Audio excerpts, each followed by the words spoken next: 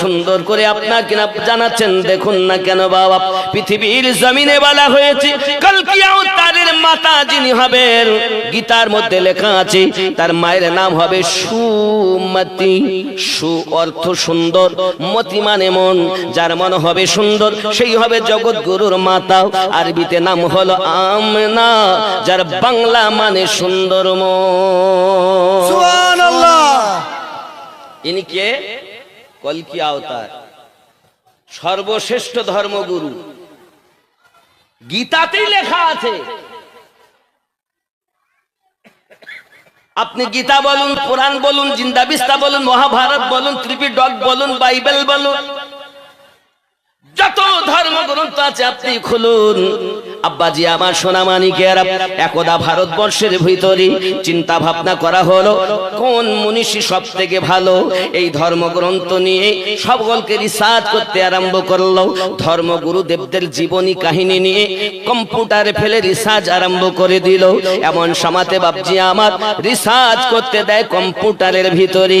এখন এক নাম্বার যার নাম, তিনি আমাদের নবী সুবহানাল্লাহ। যিশু খ্রিস্ট হলো 2 নাম্বার। ভারতবর্ষের বুদ্ধিজীবী মানুষেরা এরা দেখলো তাই তো বড় তো খারাপ, কি করব? তাহলে এক কাজ করি, আবার দেই। কম্পিউটারে আবার দেওয়া হলো। আব্বা আমার কম্পিউটারে দিলে দ্বিতীয়বারও আমার নবী 1 নাম্বার, যিশু খ্রিস্ট 2 নাম্বার। একবার নয়, 7 বার ভারতবর্ষের চিন্তাবিদ মানুষেরা কম্পিউটারে দিয়ে জগৎগুরু পরীক্ষা করতে লাগলেন। আব্বা আমার 7 বারে দিয়ে বোঝা গেল 1 নাম্বার আমাদের নবী। সুবহানাল্লাহ। আচ্ছা আব্বা যারা দাঁড়িয়ে আছেন আপনারা বসুন। আমি বলে একটা গজল বলিনি, আর ছেলেপিলে সব গজল শুনতে পাগল। বলবো ইনশাল্লাহ, চিন্তা নেই, বসুন, আপনারা পরিবেশ তৈরি করুন। আর আমার আম্মা উবনেরা যারা জালসা শুনতে এসেছেন, আপনারা এই প্যান্ডেল দান করে দিয়েছেন, শুনলাম আপনাদের টাকায়, দেওয়া দানের টাকায় হয়েছে, আগামীতেও দিবেন। অনুরোধ করি মা একটু আগিয়ে বসুন। আর একজন আপনার বোনকে, আপনার মাকে, আপনার দাদিকে বসার সুযোগ করুন। ইমানদার ইমানদারিনী হলো সেই যে আর এক মুসলমান তাকে সাহায্য করে, তার হাত দিয়ে, তার জবান দিয়ে, যেন কেউ ব্যথা না পায়। এটাই হলো ইসলাম ধর্ম শিক্ষা দেয়। জোরে বলুন সুবহানাল্লাহ। আরে আমার নবীর জীবন, আমার নবীর চরিত্র দেখে কাফেরেরা কলেমা পড়েছে। আর সেই নবীর জীবনীতে, সেই নবীর জিন্দেগিতে আপনি কলঙ্ক ছাপ লাগাচ্ছেন। আপনি মানুষ তো, মানুষ তো, মানুষ। আমার গৌস ওয়াহারি আলিমউদ্দিন নকশবন্দি রহমাতুল্লাহ আলাইহি বলেন, ওরে মানুষ যেদিন মানুষ হবে সেদিন মানুষ আল্লাহ পাবে রে, নইলে পশু হয় মারা যাবে। ইহা কোরআনে শোনা যায়। দয়াল খোদা তুমি কে জানাবে তোমার পরিচয়। আব্বা আমার বুঝতে পারছেন কথা? অসুবিধা হচ্ছে না তো? এখন নবী পাকের মায়ের নাম গীতাতে বলা হয়েছে সুমতি, আব্বার নাম বিষ্ণু যশা। নাকি উষা কালে জন্ম নিবেন, মানে সুবে সাদিকে, মরুভূমি অঞ্চলে, মানে যে দেশটার নাম হলো বাক্কা, ওই দেশটা আমার নবীর কদম পেয়ে হয়ে গেছে মক্কা। জোরে বলো ঠিক না? বন্ধু আমার খুব ভালো করে বুঝে নিন, নবী সাল্লাল্লাহু আলাইহি ওয়াসাল্লামকে মহান আল্লাহ পাক আল্লাহ তাআলা জগতের ভিতরে পাঠাবেন। এজন্য সুন্দর করে জানাচ্ছেন, আমার বান্দা বান্দি কেউ যেন নবীকে তোমাদের মতো বলবে না, আমি আল্লাহর সঙ্গে যেন শরীক করবে না, কারণ আমি আল্লাহর শরীক থেকে পাক। খেয়াল করো, আমি আমার হাবিবকে জন্ম দিয়েছি, এজন্য হাবিব কখনো রব নয়, তিনি হলেন আমার বানানো রহমত। তার মা আছে, আমি মা থেকে পবিত্র, তার আব্বা আছে, আমি আল্লাহ আব্বা থেকে পবিত্র। আমার নবীকে জন্ম দিয়েছি, আমি রব জন্ম নেওয়া থেকে পবিত্র। বোঝা গেল জন্ম যে নেয় তিনি আমাদের নবী হয়ে রহমত হয়ে আল্লাহ পাক তাকে পাঠিয়েছেন।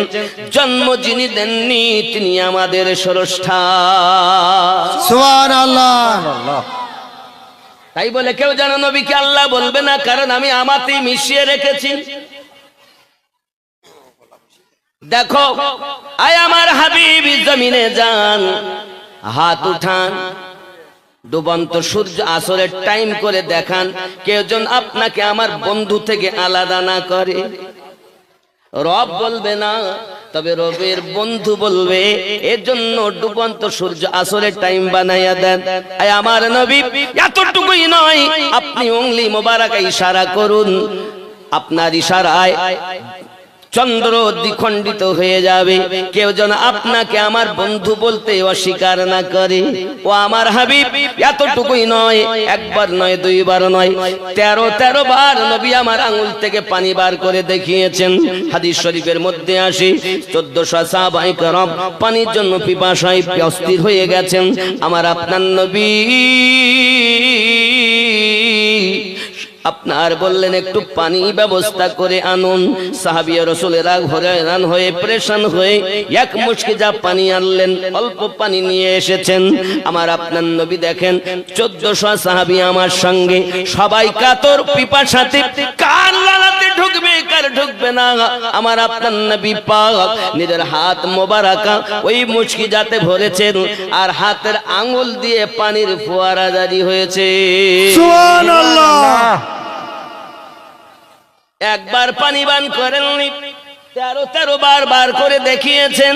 বোঝা গেল আমাদের নবী আল্লাহ পাকের দেওয়া ক্ষমতায় ক্ষমতাবান, যার মতো ক্ষমতা আল্লাহর পৃথিবীতে কাউকে দেননি, তিনি আমাদের নবী পাক। সুবহানাল্লাহ।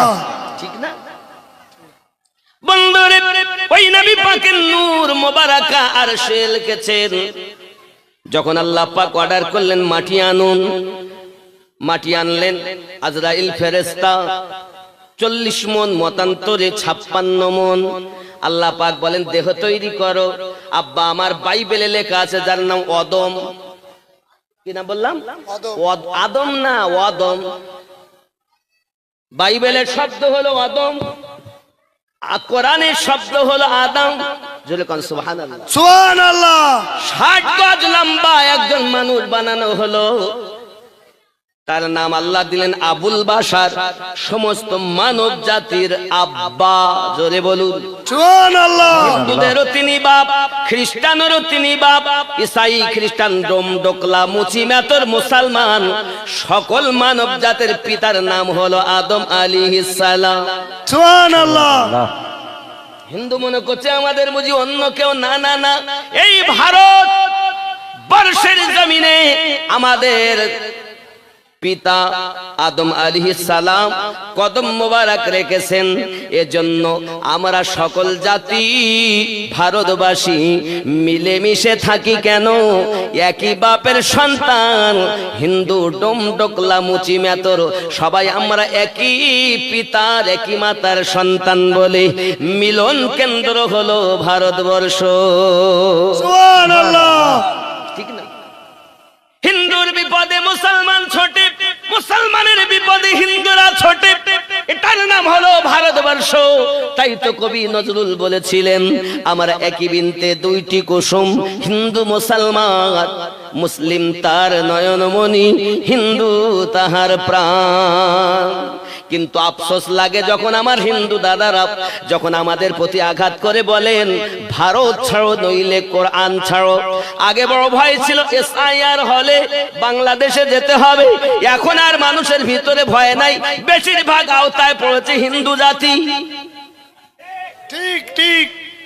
ওরা দেখতেছে বড় মুশকিলে পড়লাম, তো আবার খুঁজে খুঁজে পাইনি, বলে এক বাপের এত সন্তান কেন? যে বাপের বেশি সন্তান তাকে ধরে। মানে ওদের তো সব দুটো, নাহলে একটা, কারো নাই, হাট করো। আর মুসলমানের ঘরে 5টা 7টা 10টা 12টা, আমরা এক বাপের 12টা সন্তান, আমরাই।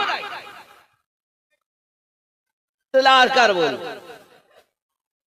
বন্ধুরে আমার, আমি বুঝাতে চাচ্ছি এতটুকু, মানুষ আর ইসরায়েলের ভয় করে না, বাংলাদেশে পালাতে হবে ভয় করে না, কারণ তারা নিরিখ করে দেখেছে মুসলমান এই দেশে জন্ম নিয়েছে, আব্বা মা তারা বিদেশ থেকে এসে আমাদের দেশে স্বদেশী হয়ে গেছে, আর আমরা এই দেশি জন্ম নিয়ে আমরা বিদেশি হয়ে গেলাম। বড় আশ্চর্যের ব্যাপার, তারা বিদেশ থেকে এসে স্বদেশী, আমরা হয়েছি বিদেশি। ভারত সরকার বুঝে নিয়েছে যাদেরকে বিদেশি ভাবতেছি, বরং আমরাই বিদেশি, এরা তো স্বদেশী। আমরা হিন্দু মুসলিম এক জায়গায় বসবাস করি, তার নাম ভারত। তুমি বাইরে থেকে এসো তো, তুমি যাও, ও অমিত শাহ তুমি এসেছো বাইরে থেকে, তুমি আমার স্বদেশের নাগরিক হয়ে গেলে, আর আমরা এই দেশে জন্ম নিয়ে আমরা কেন পেলাম না? তার মানে ওরা খানা তল্লাশি করে দেখেছে ভারত থেকে মুসলমান সরানো যাবে না। সুবহানাল্লাহ, সুবহানাল্লাহ। দুবার হয়ে গেছে, আবার তৃতীয়বার লেগেছে, যার সন্তান বেশি ধর। আসেনি? হ্যাঁ, ঠিক ঠিক ঠিক। আবার বলছি এটা তো 1 নাম্বার, 2 নাম্বার, আর যখন পাচ্ছে না তা বলতে আলী হইল কি? বলতে আলী হইল কি? তুমি জানো না আলী কি গেলে হয়েছে? মুসলমানের রক্তের সঙ্গে আলী মিশে আছে। জোরে বলুন না সুবহানাল্লাহ। যদি বলেন হুজুর কেমন করে, তা আপনারা সব ওলি মানেন তো? ওলি মানেন না? ওলি, হ্যাঁ হ্যাঁ, তাহলে ওলি মানে ওলির নবী পাককে আল্লাহ সব পাওয়ার দিয়েছেন, আর নবী পাক বলেন আনা মাদিনাতুল ইলমু ও আলিউন বাবুহা, আমি নবী জ্ঞানের শহর, আলী তার দরজা। এখন জ্ঞান যদি নিতে হয় তাহলে আলী হয়ে তো জ্ঞান নিতে হবে, তাহলে আলী বাদ দিয়ে তো জ্ঞান পাওয়া যাবে না। এর জন্য আমাদের নামের পরে আলীও আছে। জোরে বলুন সুবহানাল্লাহ। যদি বলেন মারেফাতকে দেখবো, তো আপনি মারেফাত দেখুন। রাসূলুল্লাহ বলেন আনা দারুল হিকমা ওয়া আলিউন বাবুহা, আমি নবী মারেফাতের ঘর, আমার আলী তার দরজা। সুবহানাল্লাহ। সুবহানাল্লাহ। আপনি আরো একটু ক্লিয়ার বুঝুন। কাদেরিয়া একটা তরিকত জানেন তো? চিশতিয়া একটি তরিকত জানেন তো? সোহরবর্দী একটি তরিকত জানেন? নকশবন্দিয়া মুজাদ্দিদি একটি তরিকত জানেন? এই সমস্ত তরিকতের সাজরা নবী পাকের কাছে মিলেছেন আলী রাদিয়াল্লাহু তাআলা আনহু হয়ে। জোরে বলুন সুবহানাল্লাহ। সুবহানাল্লাহ। আলী আমাদের রক্তে জড়ে আছে, এর জন্য আমাদের আলী থাকবে না তো তোমাদের থাকবে? যারা ভালোবেসেছেন নামের পরে নাম লিখে দিয়েছেন বাপ দাদারা, এদের গাদালা করছে আলী কেন হলো? আলী হবে না, আলী হবে না তো কিছু পাবো না তো। জ্ঞান নিতে গেলেও তাকে হয়ে যেতে হবে, মারেফাত পেতে গেলেও তাকে হয়ে যেতে হবে। জোরে বলুন সুবহানাল্লাহ। সুবহানাল্লাহ। আমার কথা বুঝতে অসুবিধা হচ্ছে না তো? না না। বন্ধুরে আমার, আমরা মুসলমান, ভারতে জন্ম নিয়েছি, ভারতেই মরব নাকি না বাংলাদেশ যাব? তারা যতই চেষ্টা করুক আমরা বাংলাদেশে যেতে রাজি। আব্বা আমার আরো আগিয়ে চলুন। পৃথিবীর জমিনে মহান আল্লাহ পাক আল্লাহ তাআলা বলেন 60 গজ লম্বা তৈরি করা হলো দেহ।